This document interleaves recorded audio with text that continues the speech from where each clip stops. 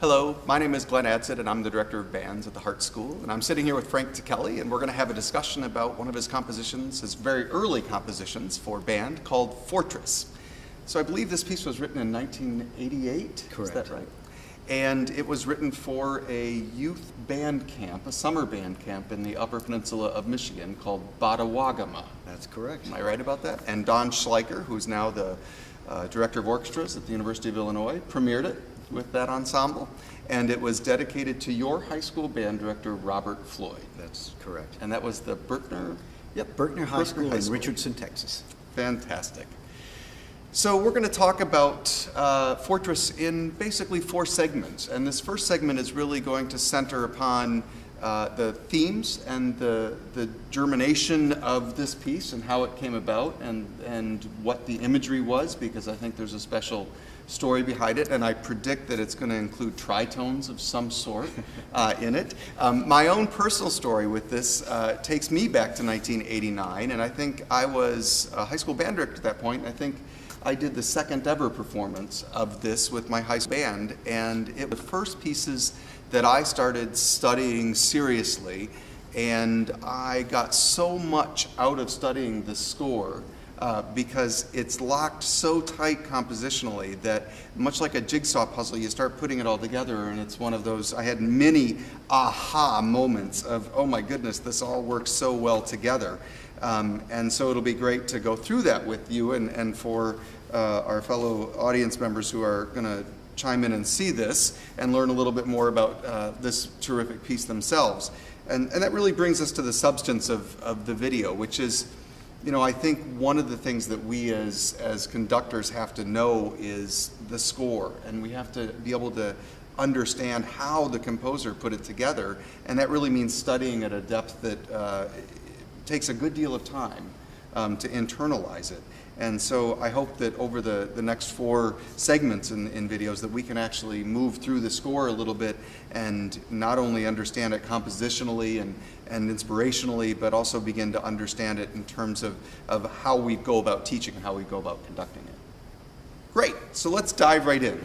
Give us a sense of where you started with this piece and what it was about. Yeah, well, the piece actually, it's an interesting story that not many people know about, is the origins of this piece. It actually began as about a 30-second work for piano, part of some incidental music that I wrote for a production of Moliere's Don Juan. And I needed all these little character pieces, and there's this one moment in the play where this character named Don Alonzo is searching for Don Juan to avenge his sister's honor. He's extremely angry. And so I needed music to sort of set up his stage entrance, this character. And so that's really the whole origin of the tritone came out of that, to sort of reflect his anger and also the sort of intimidating quality that this character embodied. He's a pretty intimidating character. And so it just began with just sort of setting the tone with just this, that tritone. And that just sort of sets the mood. And then he was a soldier, so some of his fellow comrades, soldiers, come on stage. They're sort of marching on.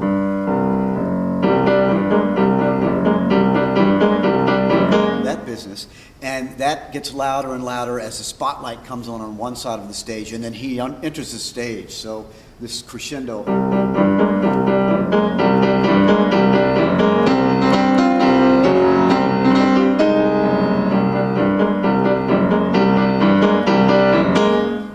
Shouts, "Where is he?" at that point. So the audience is terrified here at the beginning. So those are sort of the origins for this little snip for piano, just capturing the anger and the terror that is on the stage at that very moment in the play. So that's the first theme, right? Mm-hmm. And what do you call that specifically? Theme 1, yep, theme right? 1. And then there's the second theme, which is more of a legato theme. Yes. It's a contrast to it. And that came after the play was long done, when later down the road I decided I could use this and blow this up, expand on it, and turn it into a piece for concert band. And so I needed more material. And so I was just improvising around the tritone progressions. Since that was such a major part of this thing, I just started playing around with just, with what's great about progressing by tritone is you can do kind of the same thing composers do with just 1 and 4 and 5 chords. I mean, I'll just do a scale. That that kind of thing. But I'm doing the same kind of thing, but I was doing it with tritone progression. So things like.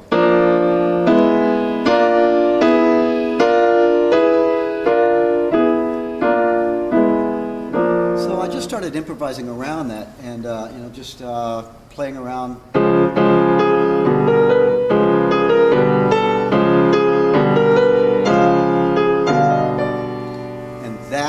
Through the improvisation, I sort of gradually created this little lyrical theme here that came out of this. I was also fascinated by the dissonances. So when you're on one chord, if you're on, say, a D-flat major chord, to play a note from the chord a tritone away. So against this, playing this D-flat chord, playing notes from the G chord. So, or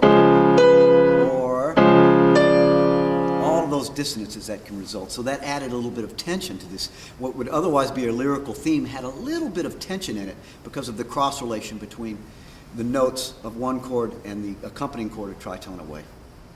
And you also use a lot of the tritone material as harmony.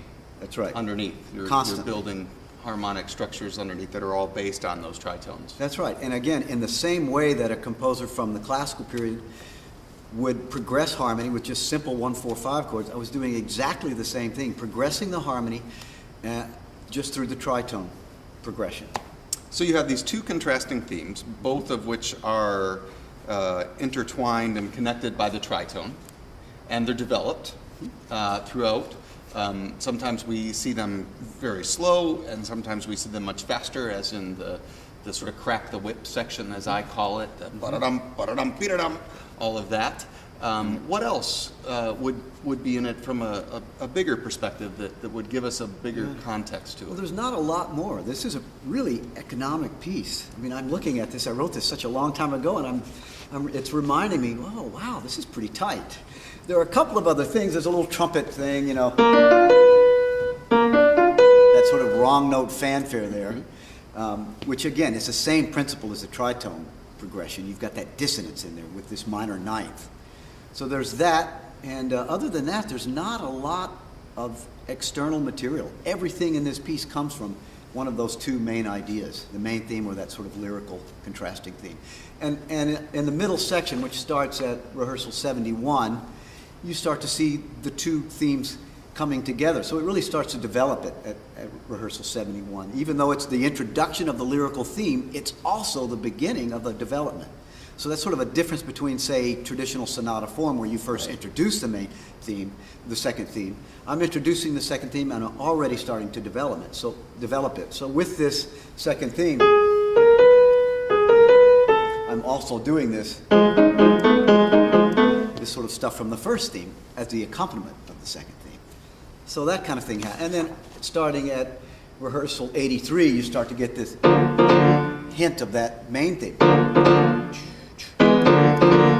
So it's a there's nothing new about this. I'm just taking material that originally should be separate is now together, juxtaposed on top of themselves, different ideas. So had a lot of fun with that. So how did you come up with the title Fortress?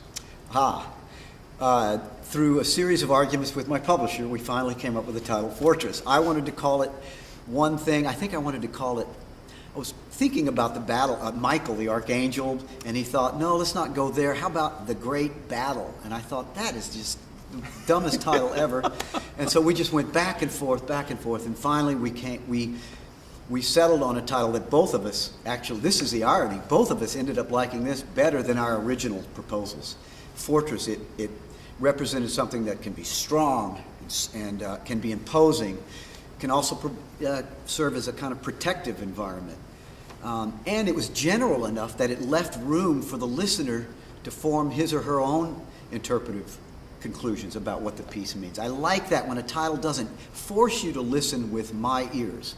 And so the generality of it, just the general nature of it, appealed to me. Yeah, to me it's the perfect title because it does that. It allows you to really feel all of what that could be, from the imagery of marching soldiers to the imagery of the sturdiness of the buildings that it would be around. And I have to say that I have probably conducted this piece well over 100 times in, honor bands and all sorts of especially younger ensembles throughout the country. And every time I do it, it reaffirms for me the strength of the piece. And I'm delighted that we get to talk about this because I think it's one of your pieces that doesn't get done enough. It's not an so early much piece. these days. Yeah. It still gets performed, but not as often as it did back in the 90s. Yeah, and I think there's a generation of young band directors who don't know about it because they know about your latest stuff and not some of the things like this that are so terrific. So Yeah, it's funny. Even I don't do it very often. And when I get to choose repertoire, I forget about these earlier pieces. And then as we're doing this, I'm reminded, this has got some pretty amazing things here. I should do this more often. well, I'm telling you to start doing Yeah, this thank because you. it's a good piece. So, all right.